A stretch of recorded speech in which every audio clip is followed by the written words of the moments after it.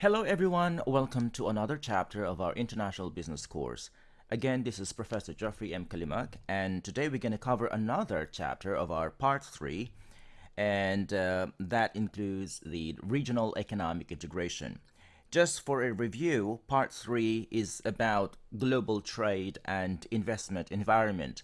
And as mentioned in our previous discussions, we have four chapters. It covers four chapters. Um, Chapter 6 discusses the international trade theory. Chapter 7 is about a government policy and international trade. Chapter 8 is about FDI, and this chapter, chapter 9, is about regional economic integration. This chapter discusses regional economic integration, agreements among countries within a geographic region for the purpose of achieving economic gains from the free flow of trade and investment among themselves. And we're going to cover the different levels of economic integration in order of the increasing integration. This includes a free trade area. Then the next level is customs union, and then common market, and then economic union, and then political union, the full political union. So, but just to give you an introduction or a background of integration, we say that it is not easy. Integration is not easily achieved or sustained. Although integration brings benefits to the majority, it is never without cost for the minority. There's always cost for those, especially those who are negatively affected by this integration. And so concerns over sovereignty often slow or stop integration attempts, such that the creation of single markets in the EU and North America means that many markets that were formerly protected from foreign competition are now more open, and this creates major investment and export opportunities for firms within and outside these regions.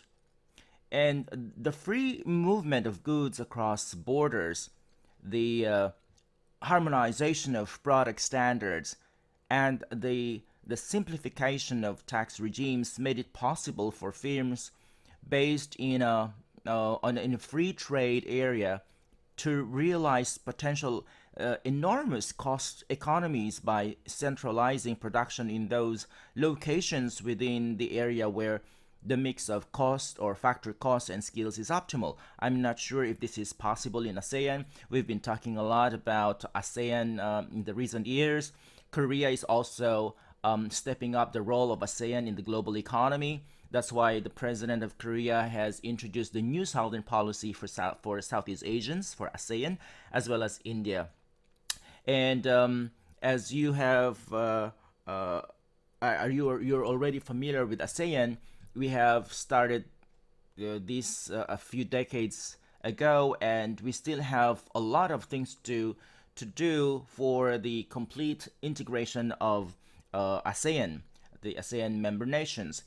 Also, because of the diversity in ASEAN, we experience a lot of hurdles or some kind of barriers to really achieve integration in this region. So, states potentially causing many companies, both in and out of the country, think about their strategies. So, let's look at the case uh, of the NAFTA, North American Free Trade Agreement, so we can have a at least an idea of what is this free trade or this regional integration is about. The case explores the future of North American Free Trade Agreement, which is NAFTA, in the Trump era. Um, President Donald Trump has repeatedly criticized the agreement, saying that it is a poor deal for the United States and should either be renegotiated or scrapped altogether. And the uncertainty about the future of the agreement has sent shockwaves through entire industries in both Mexico and the United States.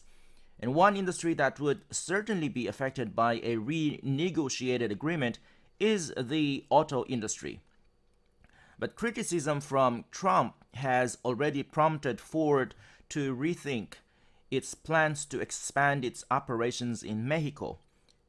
So, during the Trump era, okay, the when Trump became the 45th president of America, NAFTA became a very controversial topic throughout the 2016, even before the election. At that time, Trump was a candidate, and he was a very vocal critic of the agreement, arguing that it was not beneficial to the United States and that as president, he would renegotiate better terms or withdraw altogether.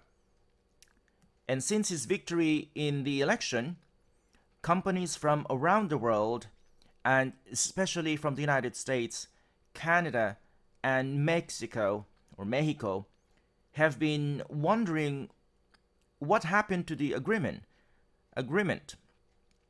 And many students may think that while Trump clearly feels the agreement is poor as it stands, it is not completely clear what he wants to change, other than making the terms more favorable to the United States, especially with regard to the auto industry.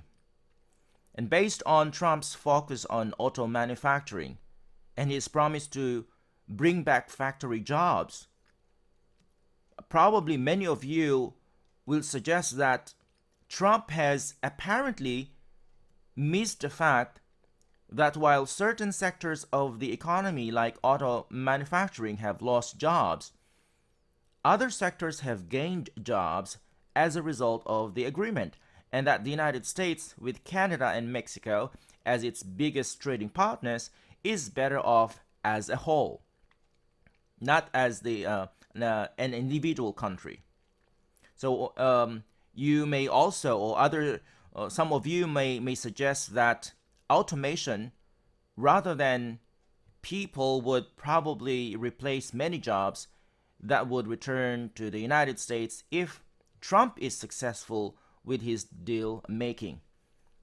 But we already know, the election in the United States is really tough. What's that? It's a tough election for Biden and Trump. So let's see what's going to happen next. But one thing for sure is that Trump has renegotiated a lot of agreements, international agreements, right? At the highest level, even NATO, right? He is indeed making. He's indeed really kind of true to what he promised, to make America the priority first, America first. But if you are an American consumer looking for a new car, what do you think does this NAFTA mean to you? Well, when NAFTA was signed, all major auto companies moved much of their assembly to Mexico, along with some other elements of their business. So, for the consumers in the United States and Canada, this meant lower prices as production costs plummeted because of course, lower wages in Mexico. For consumers in Mexico, the agreement meant jobs and increased purchasing power. Students, you will you may recognize that if Trump's attempts make it less attractive or even impossible to assemble cars in Mexico, consumers in the United States and Canada will almost certainly pay more their cars as labor costs rise for automakers.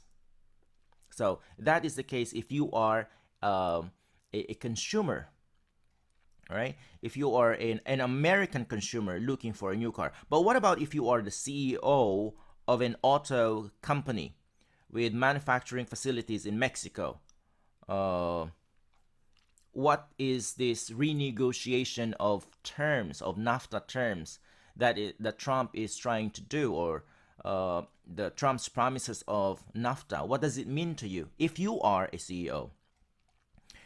The global auto industry has been transformed as a result of NAFTA, and all major players currently have operations in Mexico where they capitalize on the country's low-cost workforce. We already know that. Everybody knows that cost of production in Mexico is much lower.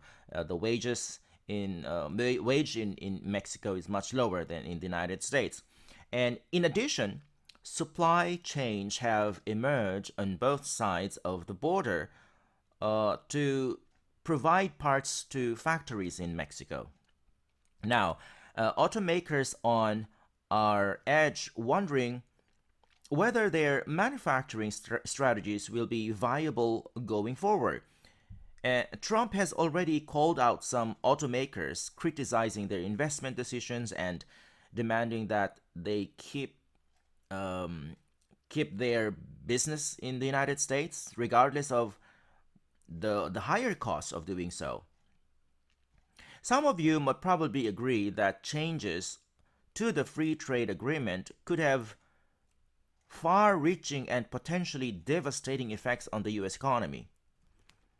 And you might point out that if demand for cars drops in response to higher prices brought on by higher production costs, U.S. parts suppliers will also be negatively affected.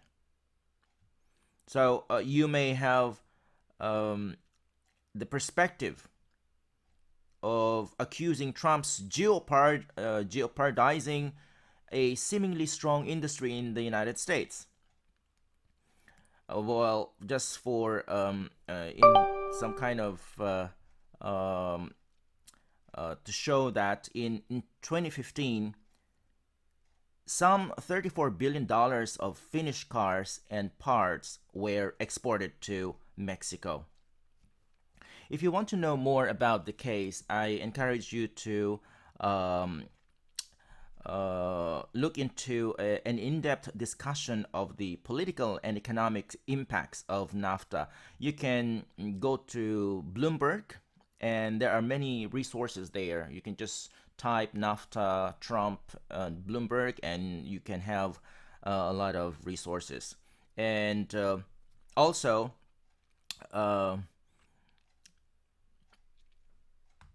for this discussion, for this chapter, we have the following learning objectives. First, we're going to describe the different levels of regional economic integration, as I have mentioned earlier, according to their intensity, or according to what is allowed and not allowed, according to what is being expanded or not. And on the second part, we're going to understand the economic and political arguments for regional economic integration, meaning that we will discuss the reasons behind the economic reasons and then the political reasons. Why do countries integrate? Why do they form regional economic integration? What are the arguments behind that? But we're going to focus on economic and political arguments.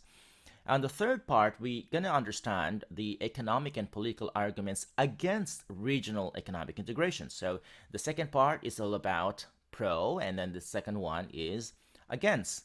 So of course, we have mentioned earlier that there are benefits of going into regional economic integration. We have learned in chapter 6 that if you allow free trade, we're gonna have more production, and so there will be more consumption available for consumers as a whole. All right, but there are also costs, right? So in the third part, there will be economic and political arguments against integration, economic integration. And then on the fourth part, we are going to explain the history, the current scope, and future prospects of the world's most important regional economic agreements. And lastly, of course, this is we want to apply these to management practices. We will understand the implications for management practice that are inherent in regional economic integration agreements. So, for the introduction, regional economic integration refers to agreements between countries in a geographic region to reduce tariff and non-tariff barriers to free flow of goods, services, and factors of production between each other. So when we say tariff, we are referring to the percentage or the unit cost per unit. It's a levy, a tax levied on an import per unit.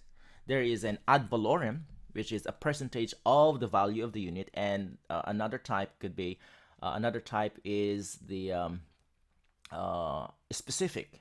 Specific means a certain amount of tax being levied on every unit of import. Okay, and then there's also a combination of these two, ad valorem and the specific tariff. So specific mean ad valorem means, for example, the value of the per unit uh, good is about 1,000 US dollars, and the tax is 10%. So the tariff is about 100%, right? That's ad valorem. It's a percentage of the value, but specific is a certain amount. For example, $10 for every unit of the for every imported unit. It's in dollar terms, but again, there is a combination of these two, and this is tariff. But there are also other non-tariff barriers, and what are these? These may be in the form of subsidies or restrictions or quotas, local content requirements, etc., etc. And we have covered these in our previous discussions. All right, and over the past 2 decades, we have witnessed a lot of these regional trade integration. There is a proliferation of regional trade blocs that promote these regional economic integration.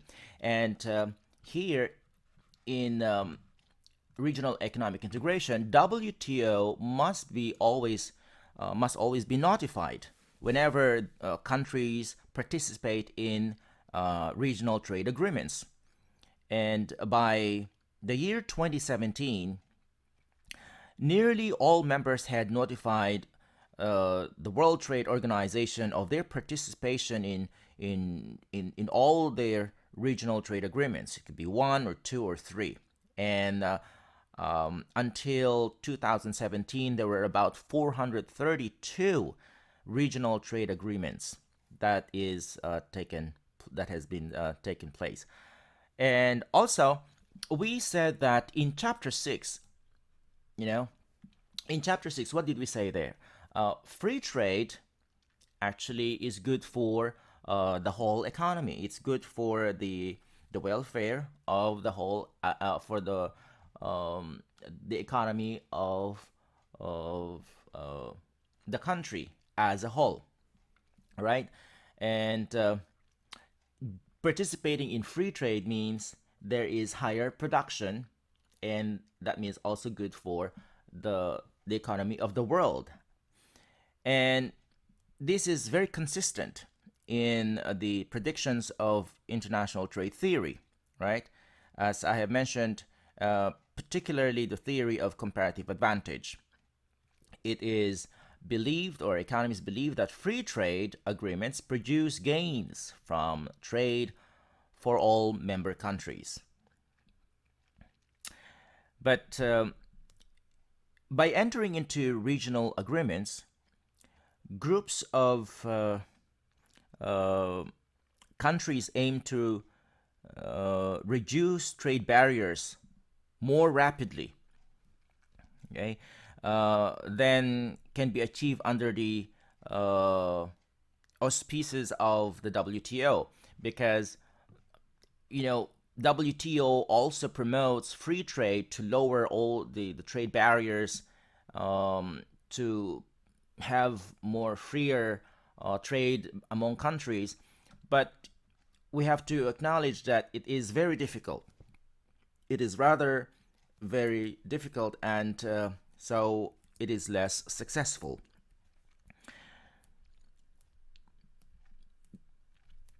Now, in January 1, 1993, the European Union formally removed many barriers to doing business across borders within the EU in an attempt to create a single market with 340 million consumers. How many is it compared to ASEAN? What is the population of whole ASEAN? Well, we have about Indonesia alone is 350, and the Philippines is about 110 million. Vietnam is about 95 million. So ASEAN as a market is almost double EU, right? So the population in ASEAN is about 650 million, as I remember. Please correct me if I'm wrong. All right, I have presented ASEAN stats many times, but this population seems to be confusing me. Anyhow, so the largest population is from Indonesia, right? And then we have the Philippines. So that alone, 350 plus 110 million Filipinos. And then we have, what else? Vietnamese. That is already a lot. Okay. Now, I just mentioned that the population of EU is half of that of ASEAN. And today, the EU has a population of more than 500 million, and at the time, okay, and a gross domestic product of more than $17 trillion, making it slightly smaller than the United States in economic terms. So that being said, the 2016 vote for the British to negotiate an exit from the EU, remember that Brexit, that has cast a dark cloud over the future of European project. And then I also mentioned a lot of NAFTA earlier. We even used this as our case. United States entered into NAFTA on January 1, 1994, and some of the other agreements in South America includes Mercosur. And this also happened in 1990s, around 1991. Argentina, Brazil, Paraguay, and Uruguay implemented an agreement known as Mercosur. And this Mercosur started to reduce barriers to trade between each other, and there are some progress within Mercosur, but there are some barriers, right? It has some progresses, but there are a lot of barriers. And there are also ongoing attempts at regional economic integration in Africa, where 26 countries recently signed an agreement to try and reduce tariffs and costly customs processes in order to stimulate economic growth in the region. Now we're going to look at the several levels of economic integration, regional economic integration. Again, let me tell you that while we are promoting free trade, it is not it's not easy. It's not an easy as it's not as easy as we thought. Despite the rapid spread of regional trade agreements, as we have mentioned earlier, there's a lot of it, a lot of them. Despite this rapid spread of regional agreements, trade agreements designed to promote free trade, there are those who fear that the world is moving toward a situation in which a number of regional trade blocs compete against each other. And this scenario of the future, free trade will exist within each bloc, but each bloc will protect its market from outside competition with high tariffs. You just imagine ASEAN countries, Southeast Asian countries, they are forming an economic bloc, but they are also doing, all right, they are forming an economic bloc to counter bigger economies such as in the EU, Africa, or China. And yet they are individual countries have bilateral economic relations in these big economies or big markets in other countries. So there is this kind of friction or conflict of interest that should be ironed out in when we have this regional economic integration. There is fear. Free trade will exist will exist within each bloc, but each bloc will protect its market from outside competition with high tariffs. So let's start with the free trade area. This is the core, the core of the economic integration. This is the first step of economic integration. We will see it in the figure. Let me just show it to you now. This one. So we have the first level, which is free trade area, the core, the center, and then we achieve customs union, and then become more open to achieve the next level of economic integration, which is a common market. And then we're going to have economic union. And finally, political union. We never had, or we don't really have an example of this one, except probably for the United States. All right, not really the countries being integrated together, but states. So let's go back to free trade area. Well, in free trade area, all barriers to the trade of goods and services among member countries are removed. So all barriers are eliminated, and each country is allowed to determine its own trade policies with regard to non-members. So if this is a member country in the free trade area, country A, and there is another member country member country in the free trade area, country B, and they both do trade with an external, meaning to say a non-member country outside of the free trade, so they can have their own policies. They can have their own economic policies, meaning to say that they don't have a uniform trade policies when it comes to when dealing to the third the third country or non-member country.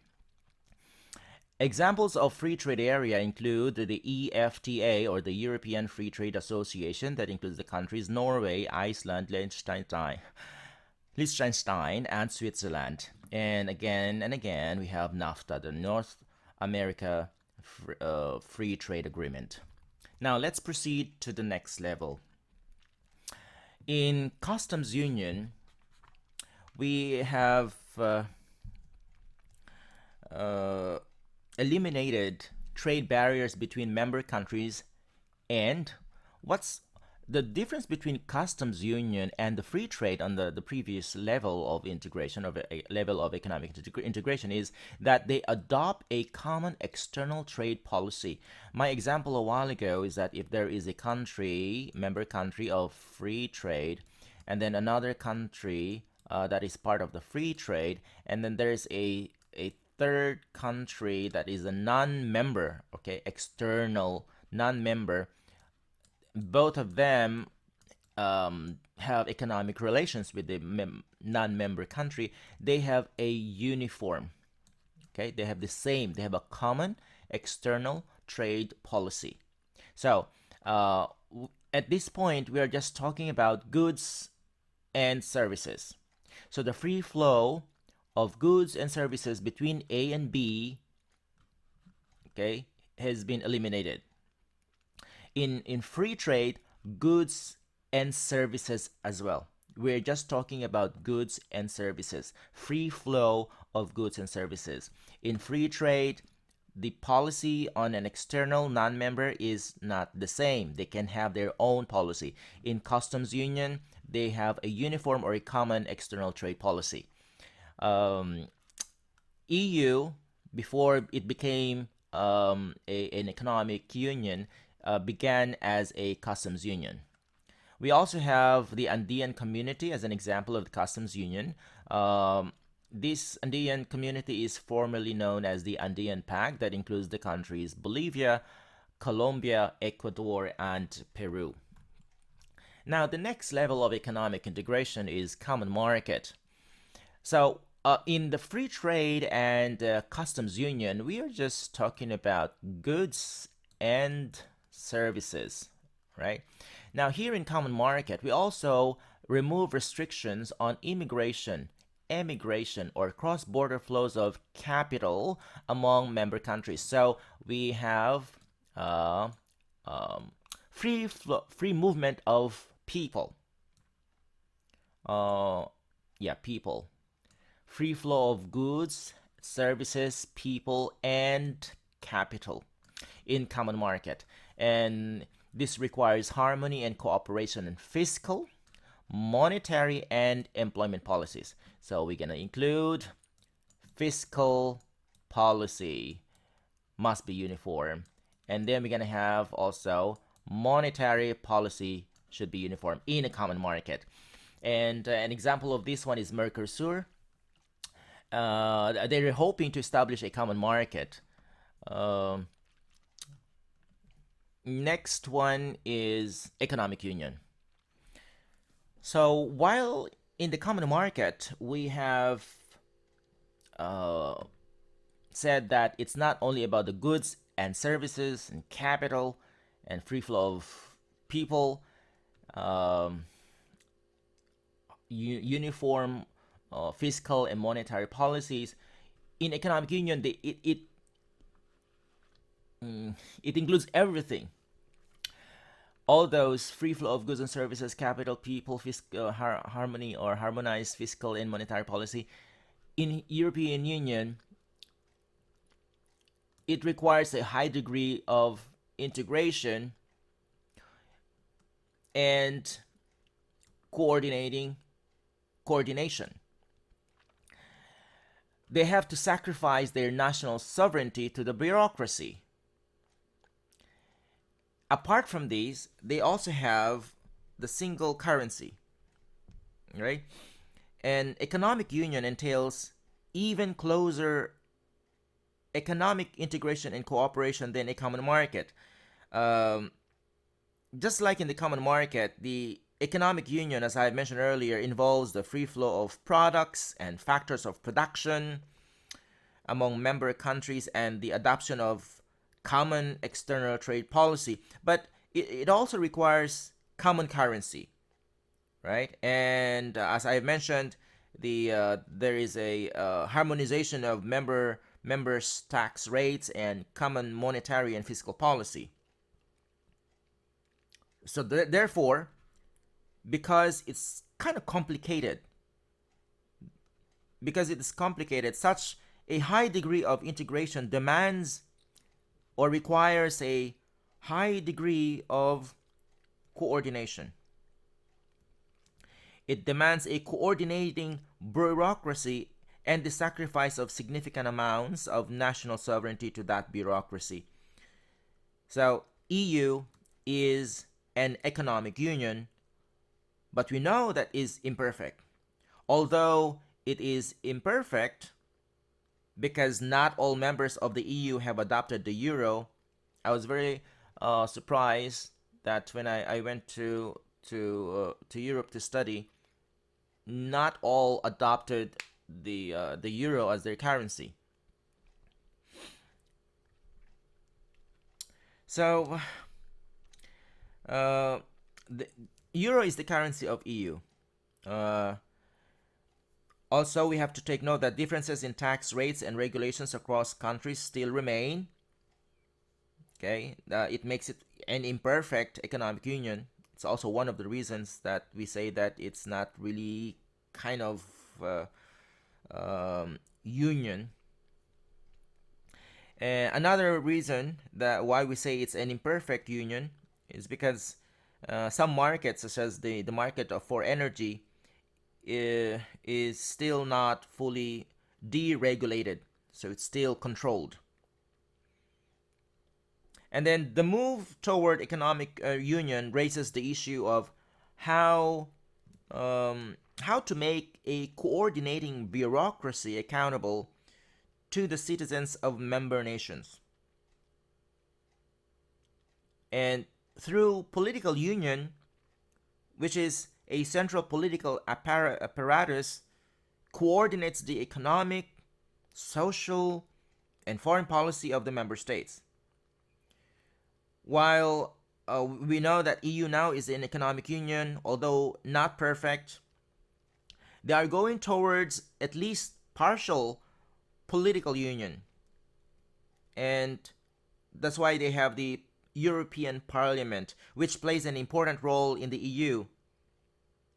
And in this parliament, this has been directly elected by citizens of the EU countries since the 1970s or late 1970s.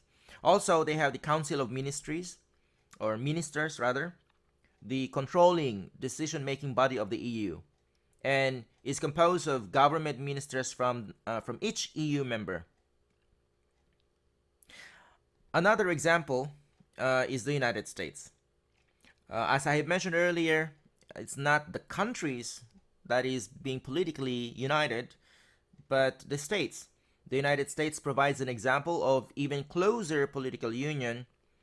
Independent states are effectively combined into a single nation. So I hope that you know the differences of the different levels of economic integration now. In free trade, free flow of goods and services, and there is no common policy for a non-member. For the customs union, free flow of goods and services, including the factors of production, and they have a common policy, trade policy with a non-member. In common market, they have free flow of goods and services, and free flow of goods and services, and factors of production, and capital, and people. And then they have a harmonized fiscal and monetary policy. And then in the European Union, they have all of these characteristics plus the single currency, which is euro. Now let's proceed to the case for regional integration.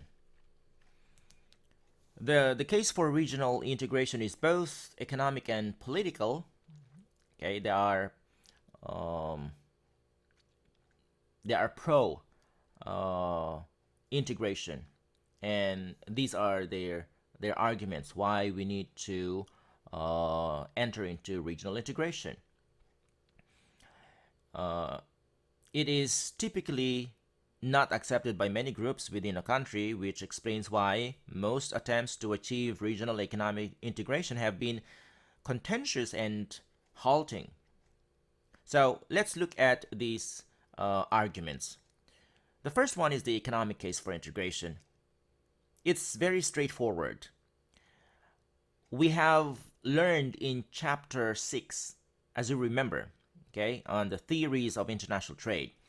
Uh, in this discussion, in that discussion, it predicted that unrestricted free trade will allow countries to specialize in the production of goods and services that they can produce most efficiently. And the result is greater world production than would be possible with trade restrictions. Also, in chapter 6, we discussed that um, opening your country can yield economic growth. The more open the economy, the higher the economic growth, which creates dynamic gains from trade. And then in the previous chapter, which is chapter 8, we discussed in detail how foreign direct investments can transfer technological, marketing, and managerial know-how to host nations. And given the central role of knowledge in boosting economic growth, opening a country to FDI rather, also is likely to stimulate economic growth. So, in sum, economic theories suggest that free trade and investment is a positive sum game in which all participating countries stand to gain. So, the theoretical ideal is an absence of barriers. When we talk about unrestricted free trade, there is a free flow of goods and services, and also factors of production among nations. But we discussed in chapter 7 and chapter 8 that there could be a case made for government intervention in international trade and FDI, because many governments have accepted part or all of the case for intervention, unrestricted free trade, and FDI have proved to be only an ideal. And then against this background of the chapters that we have covered, regional economic integration can be seen as an attempt to achieve additional gains from the free flow of trade and investment between countries beyond those attainable under agreements. And these agreements can be found in the terms of within WTO. It is easier to establish a free trade and investment regime among a limited number of adjacent countries than among the world community. We already have said that earlier. Coordination and policy harmonization problems are largely a function of the number of countries that seek agreement. And so the greater the number of countries involved, the more perspectives must be reconciled. And therefore, it is harder to reach an agreement. And therefore, attempts at regional economic integration are motivated by a desire to exploit the gains from free trade and investment. Now, what about the political case? The political case for regional economic integration has loomed large in several attempts to establish free trade areas, customs unions, and the like. And linking countries together, making them more dependent on each other, promotes political cooperation. There is a term we use in business. We say co-opetition. Co-opetition.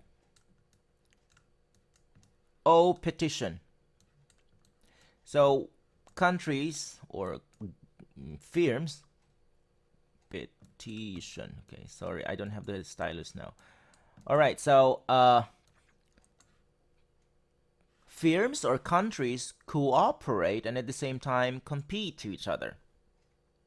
But in this sense, we want to link countries, making them more dependent on each other, and through this dependency, it promotes political cooperation, and that happens now with Japan and South Korea. We know that they have a really bad history when Japan invaded or controlled, or Korea is under the control of Japan, and Korea needs the raw material that only Japan can provide, or Japan has. It's used in making microchip. So when the historical issue was raised, I think that was a few months ago or last year, this has caused a lot of tension. But because of their dependency, economic dependency to each other, I think this political, some kind of political tension or some issues has been ironed out. Also, the political another argument for the economic integration, it reduces the likelihood of violent conflict, and it gives countries greater political clout when dealing with other nations. Now, what are the impediments to integration? While a nation as a whole may benefit from a regional free trade agreement, certain groups may lose. Despite the strong economic and political arguments in support, as we have seen earlier, integration has never been easy to achieve or sustain for two main reasons. First, although economic integration aids the majority, it has its cost. Again, while a nation as a whole may benefit from a regional free trade agreement, certain groups may lose, and this means there are costs.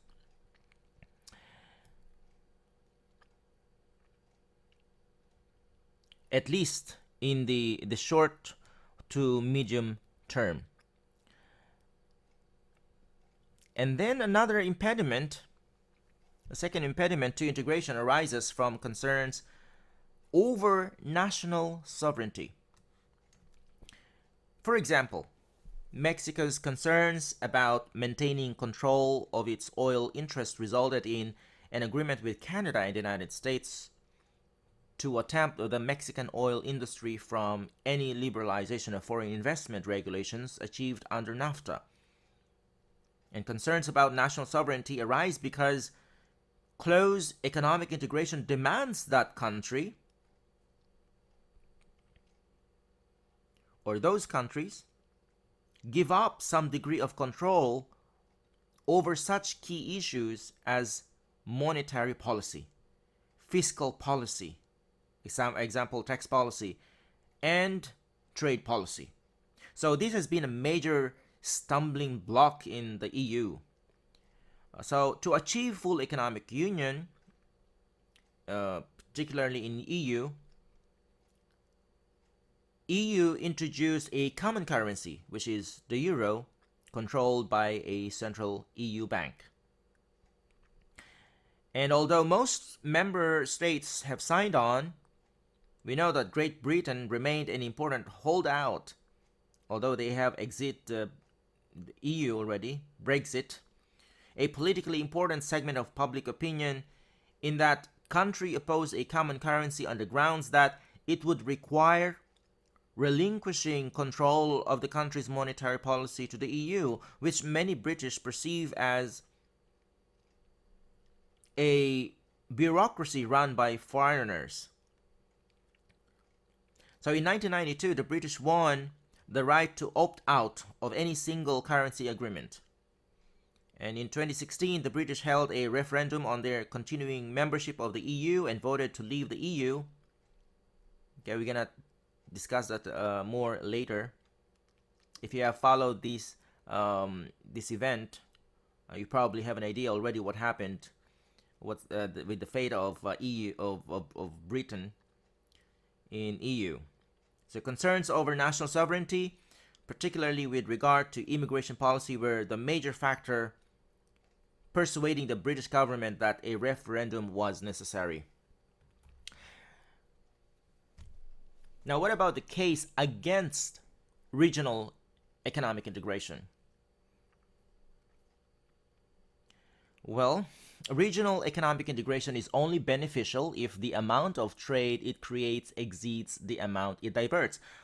So, trade creation versus trade diversion. Trade creation occurs when high-cost domestic producers are replaced by low-cost producers within the free trade area. It may also occur when higher-cost external producers are replaced by lower-cost external producers within the free trade area. On the other hand, we have trade diversion. Trade diversion occurs when lower-cost external suppliers are replaced by higher-cost suppliers within the free trade area. And a regional free trade agreement will benefit the world only if the amount of trade it creates exceeds the amount it diverts. Also, in theory, WTO rules should ensure that a free trade agreement does not result in trade diversion, but they do not cover some non-tariff barriers. These rules allow free trade areas to be formed only if the members set tariffs that are not higher or more restrictive to outsiders than the ones previously in effect. But as we have discussed in Chapter 7, we said that GATT and WTO, again, do not cover some non-tariff barriers. And as a result, regional trade blocs could emerge whose markets are protected from outside competition by high non-tariff barriers. And in such cases, the trade diversion effects might outweigh the trade creation effects.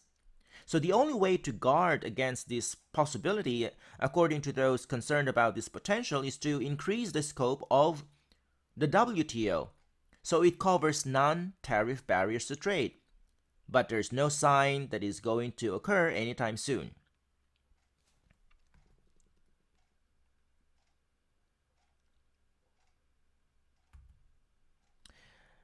All right. Regional economic integration in Europe. Europe has two trade blocs. One has 28 members and the other one has 4 members. And Britain already is out of EU. And then we have the European Free Trade Area as well. These are by far the most significant, not just in terms of these two trade blocs. These are by far the more significant, not just in terms of membership, but also in terms of economic and political influence in the world economy. And the EU has been viewed as an emerging economic and political superpower of the same order as the United States, although the exit of Britain may alter this perception, right? We have yet to see the effects of the exit of Britain from EU.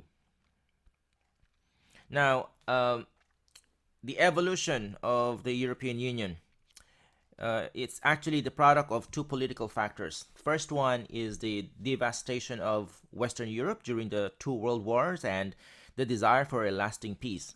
And number two, why EU was initiated is that European nations desire to hold their own on the world's political and economic stage. And in addition, many Europeans were aware of the potential economic benefits of closer economic integration of the countries. But before the EU, there were many agreements that were formed. We have the European Coal and Steel Community, and with the signing of Treaty of Rome in 1957, the European Community, or the EC, was established, and then the name changed in 1993. That became European Community, right? When the European Community became the European Union following the ratification of the Maastricht Treaty. So this Treaty of Rome in 1957 provided for the creation of a common market. And then the community grew in 1973 when Great Britain, Ireland, and Denmark joined. And little by little, more and more countries have joined the European Union.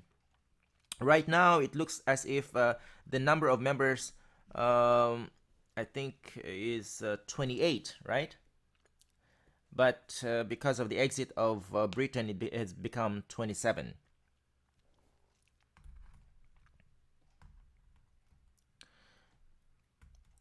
All right, political structure of European Union. The economic policies of the EU are formulated and implemented by a complex and still evolving political structure. But there are four institutions. There are four institutions that you have to understand. This includes these four institutions comprise the structure. It is the structure of the European Union. So the four main institutions in this structure are the European Commission. It's run by commissioners appointed by member countries and approved by the European Parliament. We also have the Council, European Council. Okay, it's the ultimate controlling authority within the EU, and one representative from the government of each member state. We also have European Parliament. This parliament has 751 members that is directly elected by the member states and debates legislation. This parliament debates legislation proposed by the Commission and forwarded it to the Council. And then what is this Treaty of Lisbon about? In December 2007, the member states signed a treaty called Treaty of Lisbon, under which the power of the European Parliament was increased.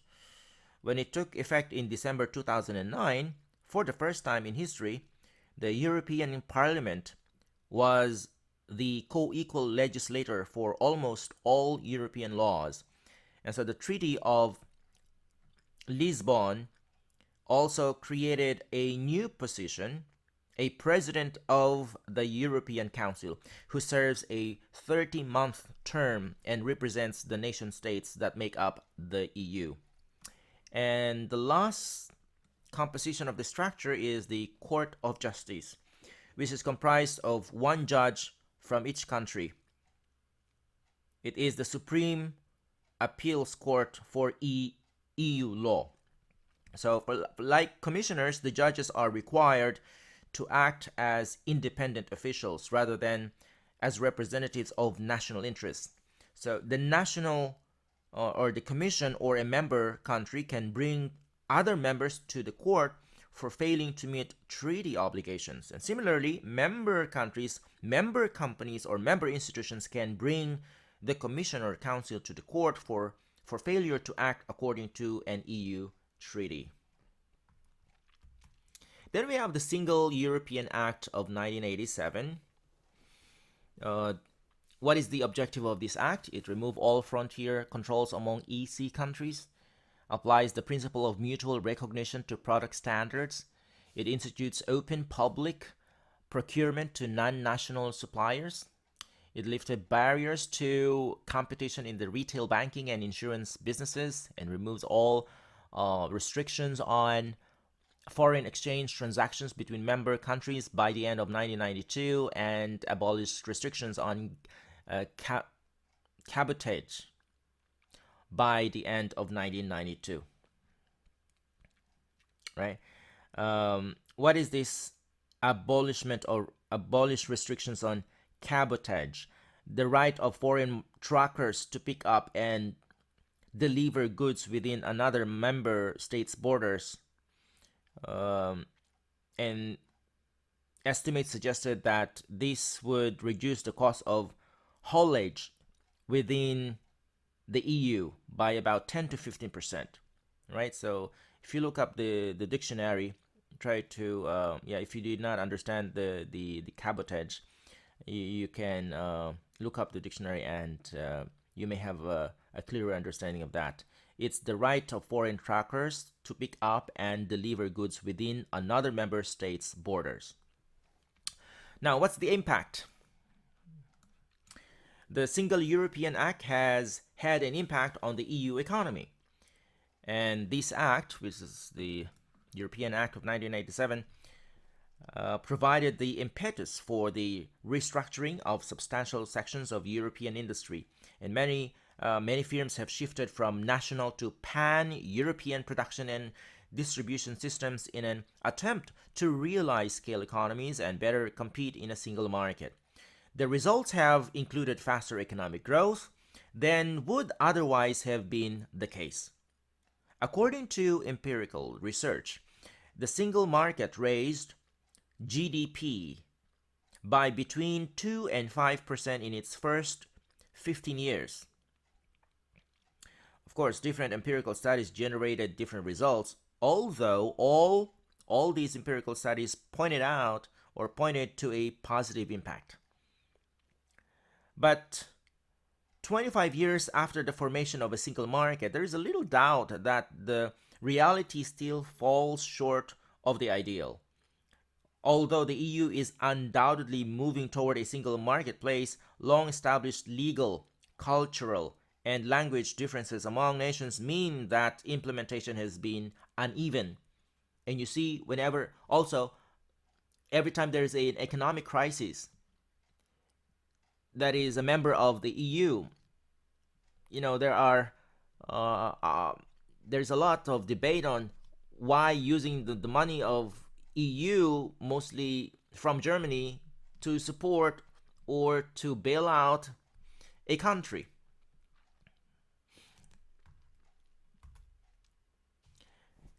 The establishment of Euro. How did this start? In February 1992, the European Community members, EC,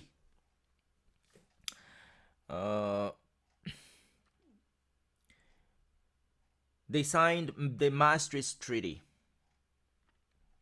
which committed them to adopting a common currency by January 1, 1999.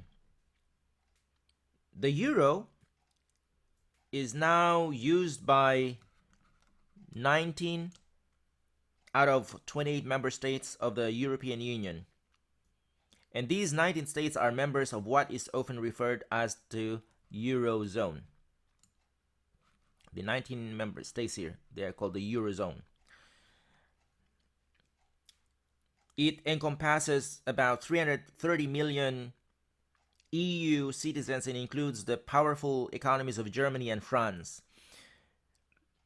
Many of the countries that joined the EU on May 1, 2004, and the two that joined in 2007 originally planned to adopt the euro when they fulfilled certain economic criteria, which is a high degree of price stability, a sound fiscal situation, stable exchange rates, and converged long-term interest rates. But events surrounding the EU sovereign debt, the crisis that I mentioned earlier, the crisis in, for example, the crisis in 2010, 2012, persuaded many of these countries to put their plans on hold, at least for the time being.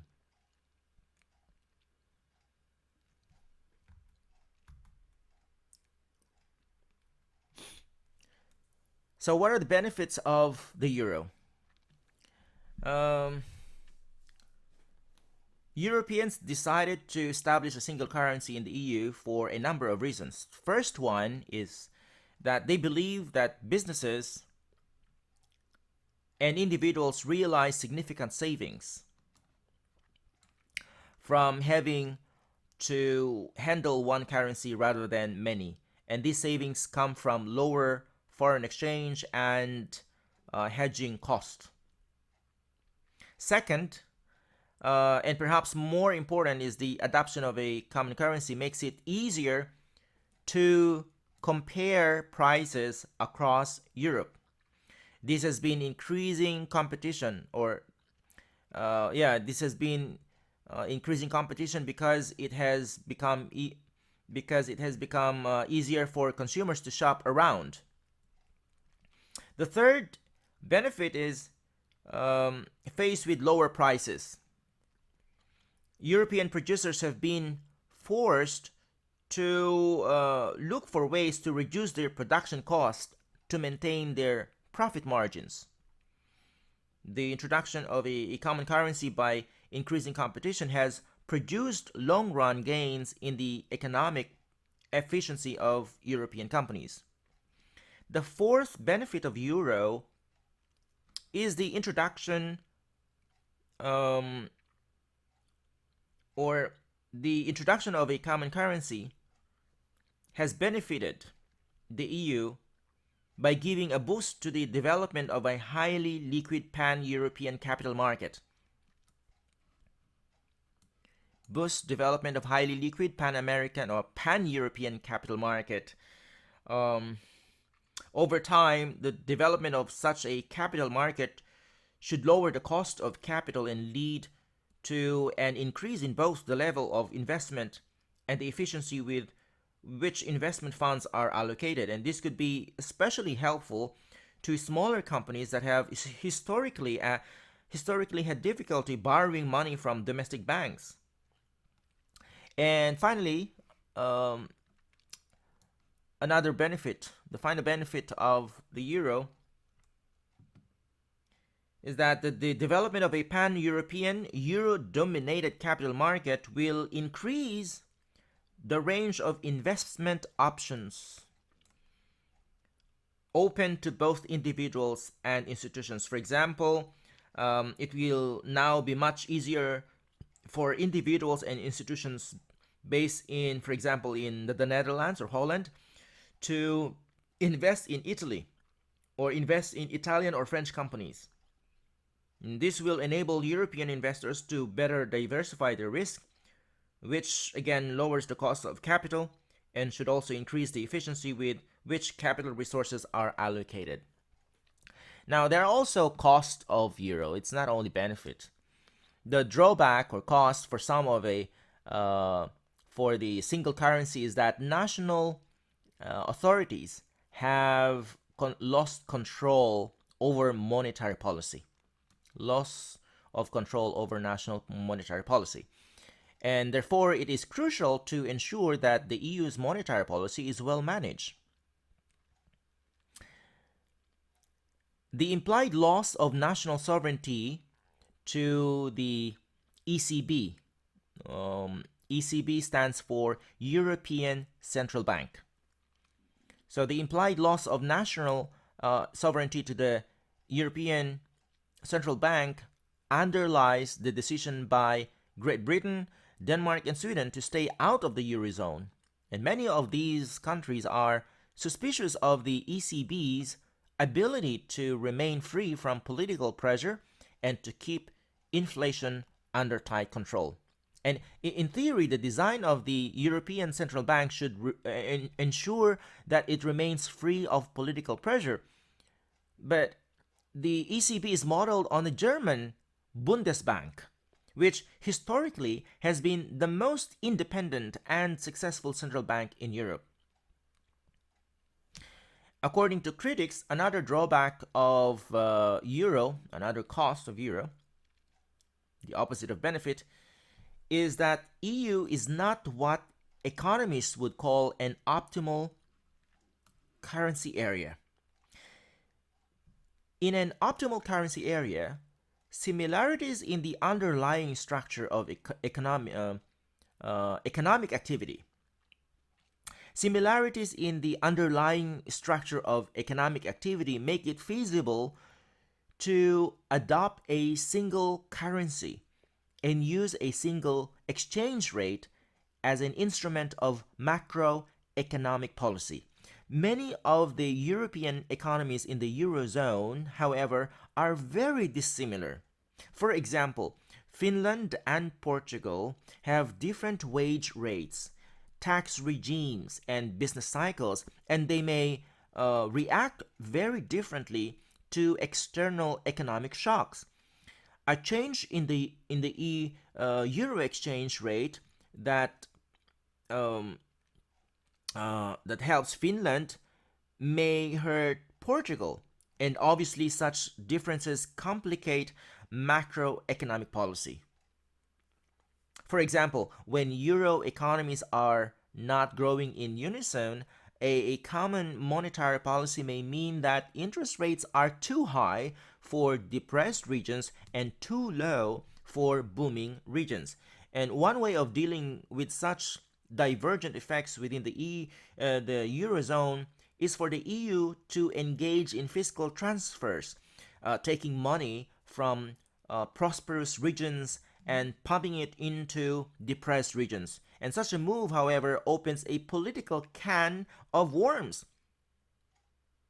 As I have mentioned earlier, there are countries who are in crisis, economic crisis, that is being bailed out by the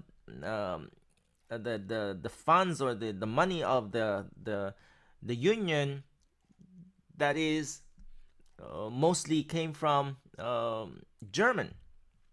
Would the citizens of Germany forego their fair share of EU funds to create jobs for underemployed Greece workers? Remember what happened with Greece? And there's also this I forgot the term, but when IMF, or let's just say the EU, tried to help Greece, okay, they were so reckless in spending the money that was given to them, and so they have that kind of dependency.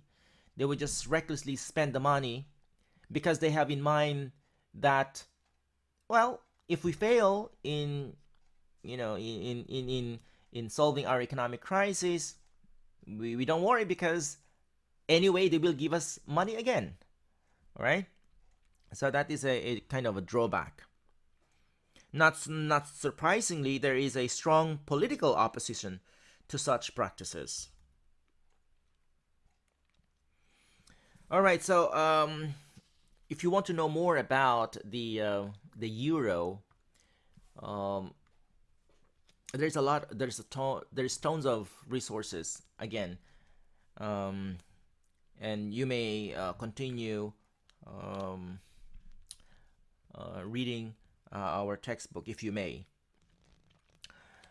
But yeah, it's not it's not really a swift story or an experience of euro. Okay, and then we have the enlargement of the European Union. The European Union expanded into Eastern Europe. 13 countries applied by end of the 1990s, and but these countries had to establish stable democratic governments first and show respect for human rights. And new members had to wait to adopt euro rather. Eastern European countries only account for about 5% of the GDP of current EU members. And surprisingly, or maybe not surprisingly, Turkey has been denied entry because of human rights concerns. So there are many, um, actually, there are many concerns to be ironed out first before a country can finally join the EU. And then we have the British exit from the European Union. It's a buzz. It's a big news. It's even an issue every election in Britain. British electorate voted to leave in 2016. Why? Because their decision was based on loss of national sovereignty, and also there are issues on immigration. Again, the Treaty of Lisbon and Britain's exit is a concern. It's seen as a counterweight to economic power of Germany, but it has left the EU. There's a move toward greater regional economic integration in the Americas as well. The biggest effort is the North American Free Trade Agreement, which is NAFTA, and other efforts include the Andean Community and Mercosur. So in map 9.2, NAFTA is this color. I don't what color is this? This violet. I don't know the color of this one. Mercosur is the green part here. Andean Community is the yellow one here, right? And then the Caribbean Community is the red one here. North American Free Trade Agreement abolished tariffs on 99% of the goods traded between members and removed barriers on the cross-border flow of services, protects intellectual property rights. It removes most restrictions on FDI between members, allows each country to apply environmental standards, and establish 2 commissions to impose fines and remove trade privileges when environmental standards or legislation involving health and safety, minimum wages, or child labor are ignored. So, the case for NAFTA, why it needs to be implemented, why they have initiated this. It was believed that Mexico would benefit from NAFTA because it will increase jobs. Increase jobs as low-cost production moves south, moves to Mexico, and we'll see more rapid economic growth as a result. And US and Canada would also benefit from NAFTA because they have access to a large and increasingly prosperous market. The lower prices for consumers from goods produced in Mexico. They also benefit from low-cost labor and ability to be competitive in world markets, and they benefit from increased imports by Mexico. But not everyone is happy. They're also against NAFTA because some said that jobs would be lost and wage levels would decline in the US and Canada. Pollution would increase due to Mexico's more lax standards, and Mexico will lose or would lose its sovereignty. What is the result of NAFTA? Well, NAFTA's early impact was subtle, and both advocates and detractors may have been guilty of exaggeration. But overall, the impact was positive, or is positive. So what's next for NAFTA? Especially with the presidency of Trump. By the way, what is your what is your feel, or what do you feel about the presidential election? Would it be Democrats or Republicans? So the future of NAFTA, it will continually gonna be a target of politically motivated criticism. And if Donald Trump wins the election, what's gonna be the policies? Would it pursue the renegotiation? Would it withdraw, or what? If Biden will win the election, how will this affect NAFTA? Then we have the Indian community. It was formed in 1969 using the EU model and had more or less failed by the mid 1980s, and it was relaunched in 1990 and now operates as a customs union. And it was renamed Andean Community in 1997. And it already signed an agreement in 2003 with Mercosur to restart negotiations towards the creation of a free trade area. Mercosur originated in 1988 as a free trade pact between Brazil and Argentina, expanded in 1990 to include Paraguay and Uruguay, and in 2005 with the addition of Venezuela, maybe diverting trade rather than creating trade, and local firms are investing in industries that are not competitive on a worldwide basis, and efforts stalled on reducing trade barriers between member states. In Central America, we have Common Market. We have CAFTA and CARICOM. Central American Common Market, established in 1960s. This includes the countries Costa Rica, El Salvador, Guatemala, Honduras, and Nicaragua. CAFTA in 2005, CARICOM in 1973. CARICOM are the English-speaking Caribbean countries, and Caribbean Single Market Economy, CSME, in 2006, which is modeled on the EU single market. And various efforts at integration have been attempted in Asia, Africa, and elsewhere. I'm pretty sure you know ASEAN, the Association of Southeast Asian Nations. It is the most significant. There is also the TPP, Trans-Pacific Pact, all right? And TTIP as well. So I'm not sure what happened to these pacts now, to these agreements. Please share to our class some of the developments in these attempts of integration.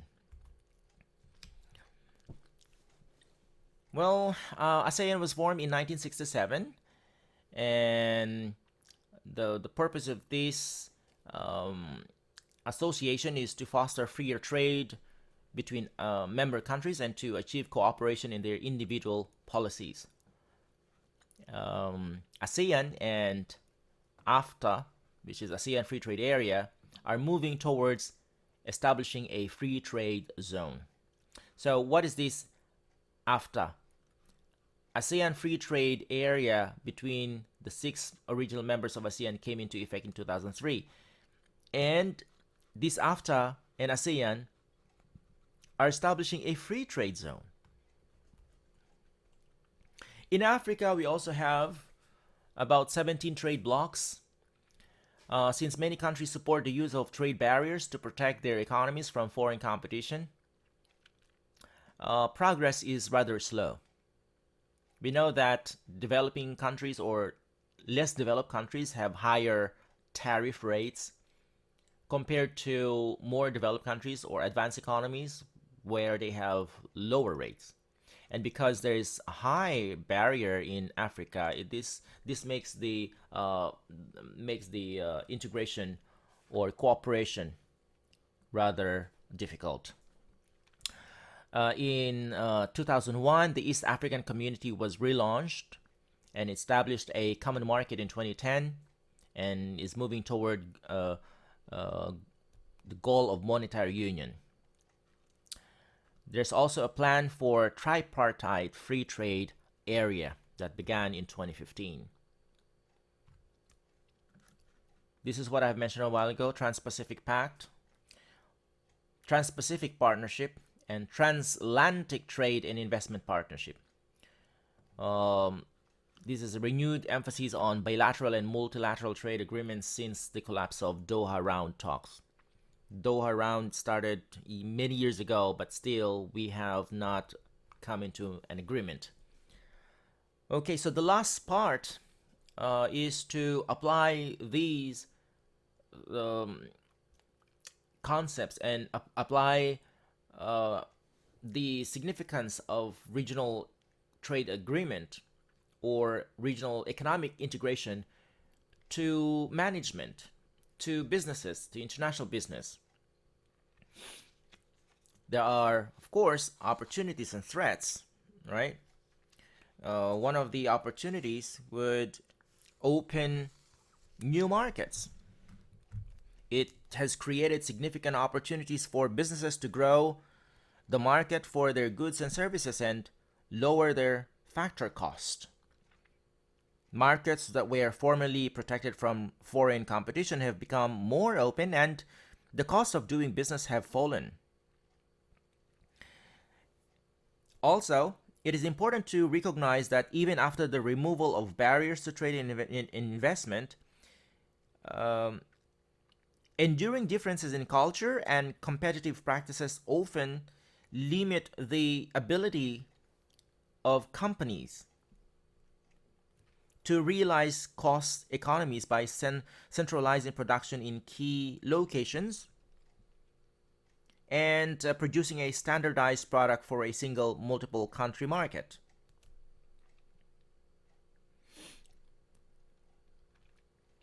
What about the threats? Well, just as the emergence of single markets that creates opportunities for business, we cannot avoid the threats. There's a number of threats. One, the business environment within each grouping has become more competitive instead of cooperating. Instead of more cooperative, it became more competitive.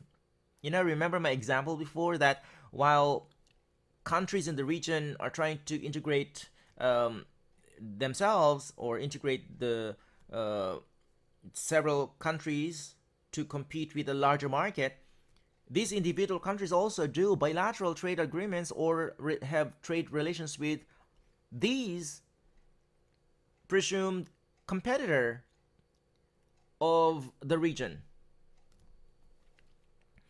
The lowering of barriers to trade and investment among countries has led to increased price competition throughout EU and NAFTA, apart from doing these bilateral agreements or having these bilateral trade relations, individual trade relations.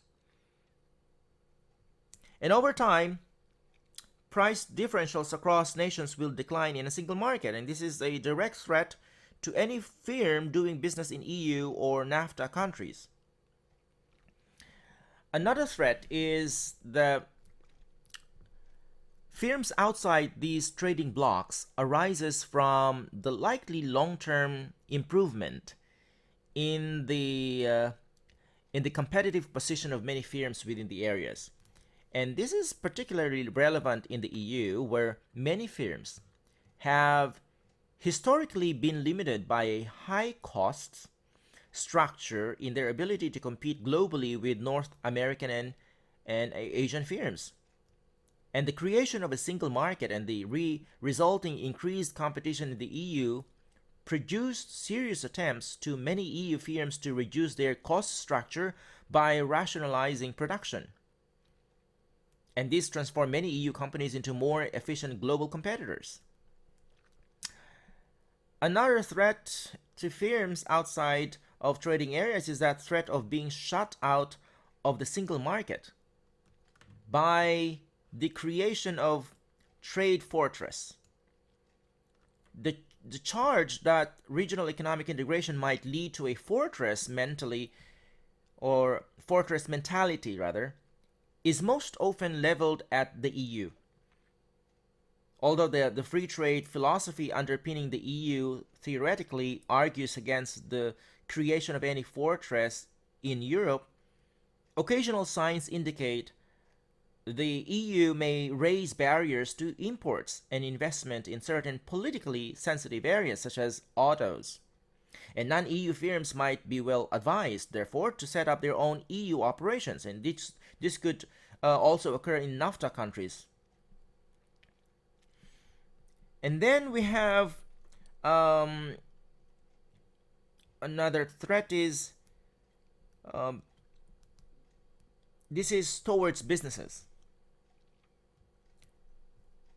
A clear threat to business that is explicit in the growing opposition to free trade areas, both within the United States, where President Trump has vowed to renegotiate NAFTA, and the EU, where the impending exit to the British, although it is already, as I've mentioned, it has left EU, along with opposition to the EU from populist politicians within several countries, this might result in the weakening of the EU.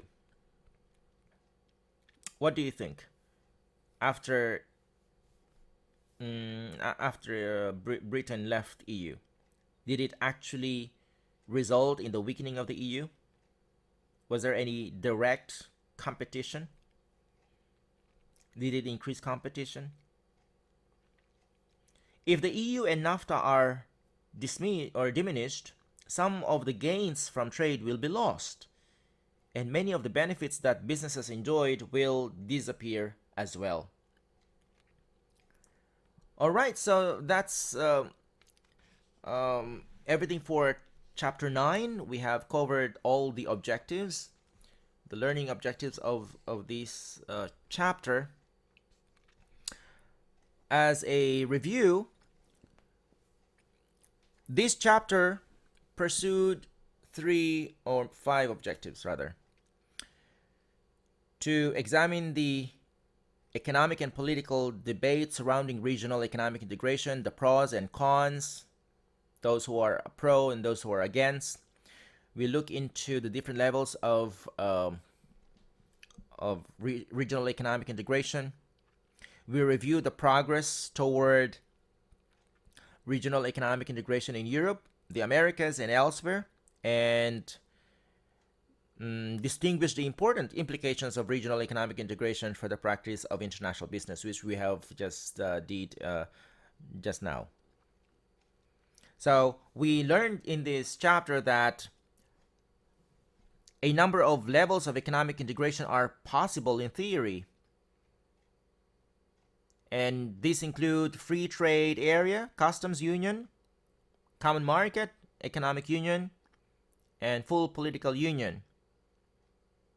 And this is in order of increasing integration. So the very basic or core is free trade, and EU is has the most matured integration, the economic union.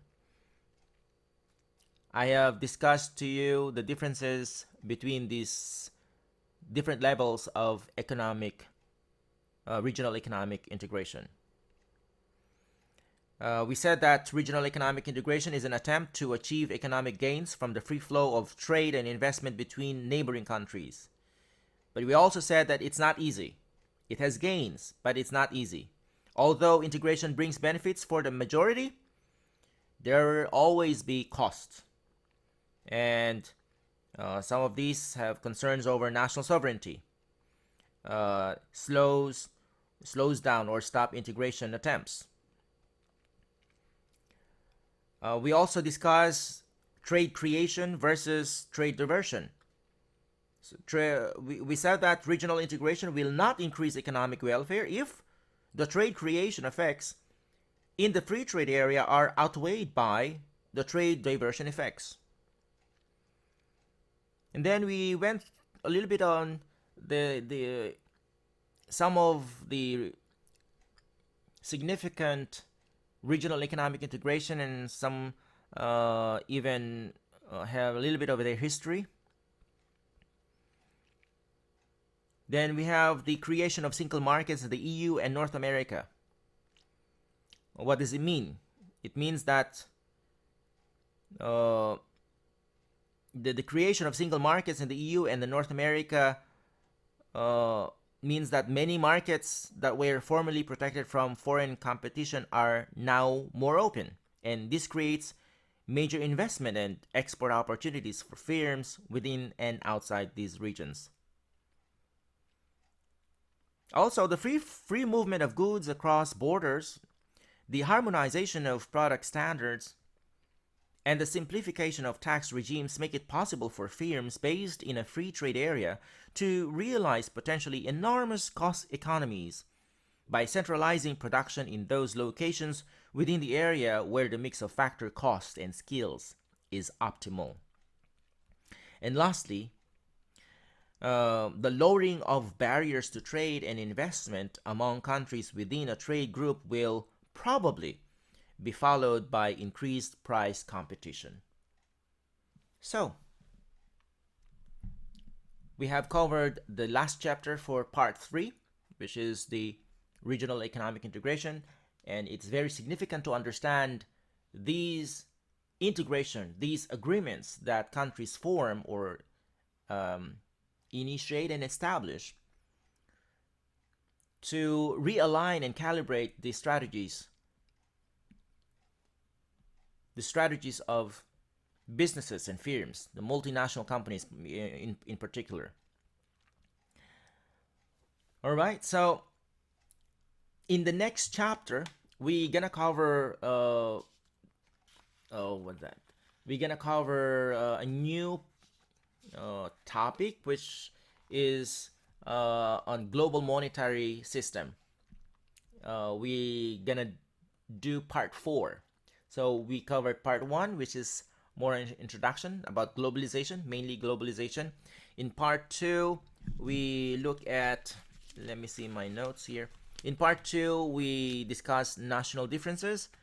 In chapter 2, we have national differences in political, economic, and legal systems. Chapter 3, national differences in economic development. And then we look into culture in chapter 4, and then ethics, corporate social responsibility, and sustainability in chapter 5. And then in part 3, we have the global trade and investment environment. We covered international trade theory, government policy and international trade, FDI, and regional economic integration. Now in part 4, we're gonna cover foreign exchange market, the international monetary system, and the global capital market. So I hope that we're gonna have an interesting discussion, or we're gonna have an interesting lecture rather in our next video. Okay, so this is all for today. Thank you so much for your time, and again, stay safe, healthy, and happy.